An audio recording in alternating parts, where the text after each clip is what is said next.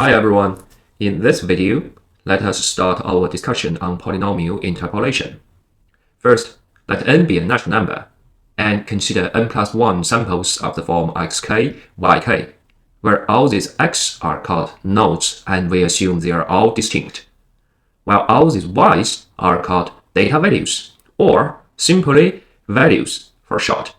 Now, we say a polynomial denoted by p interpolates these samples if pxk is equal to yk for each k.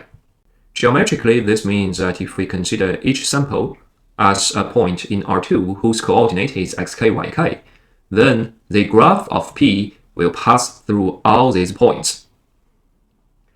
For example, if we consider n to be 2 and the given sample consisting of 3 points, -1, 1, 0, 2, and 1, 1, then the polynomial px given by -x squared plus 2 interpolates these 3 samples.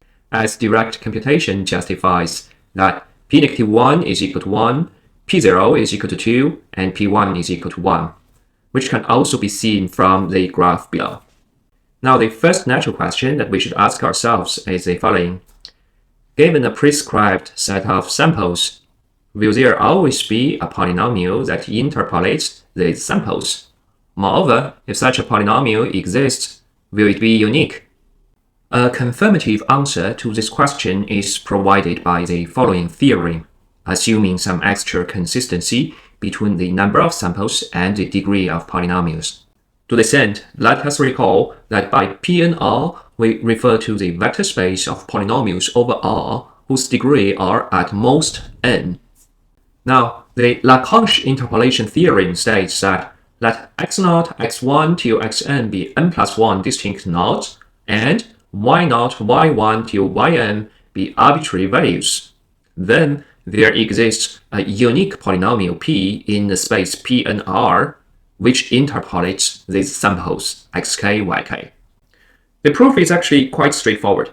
Since we have restricted ourselves to the space Pn(R), we can assume that the polynomial px in search can be written as an times x to the power of n plus an minus 1 times x to the power of n minus 1 plus blah blah blah until plus a1x plus a0.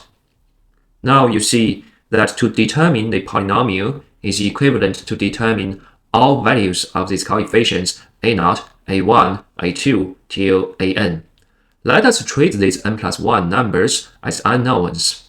We need this polynomial to satisfy the n plus 1 interpolation conditions, which translates into the following matrix form.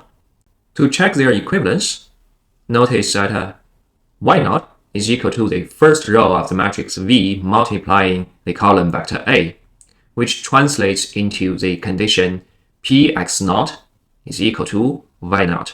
And this is precisely the first interpolation condition. Similarly, y1 is equal to the second row of the matrix V multiplying the same column vector A.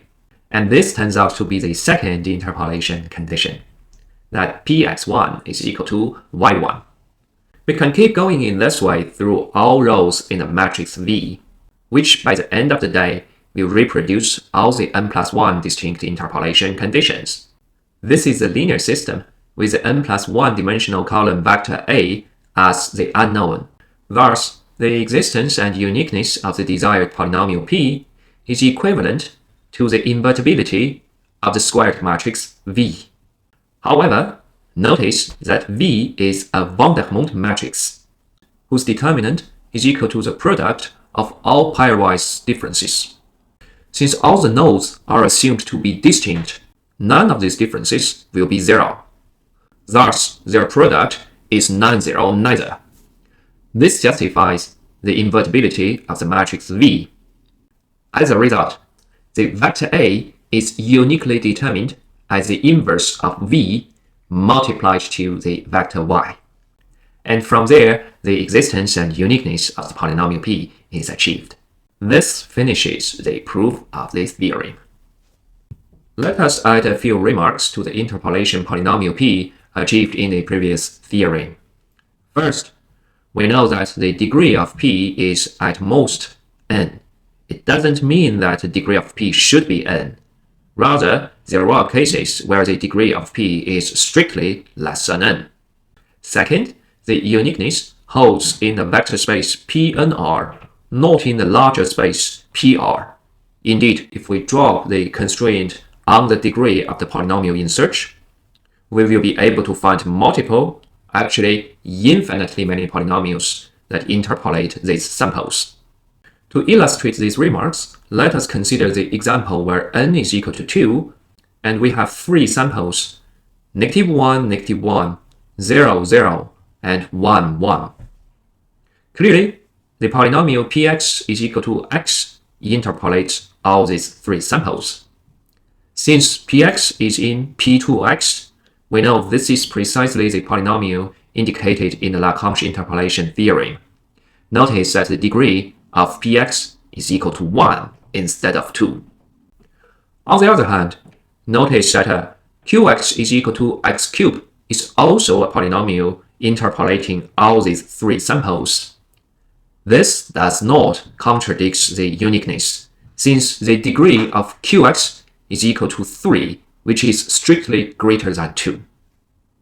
Alright, now that we have achieved the existence and uniqueness of the desired polynomial, in the next section, we will introduce the so-called Lagrange basis, which will help us identify easily the desired interpolation polynomial.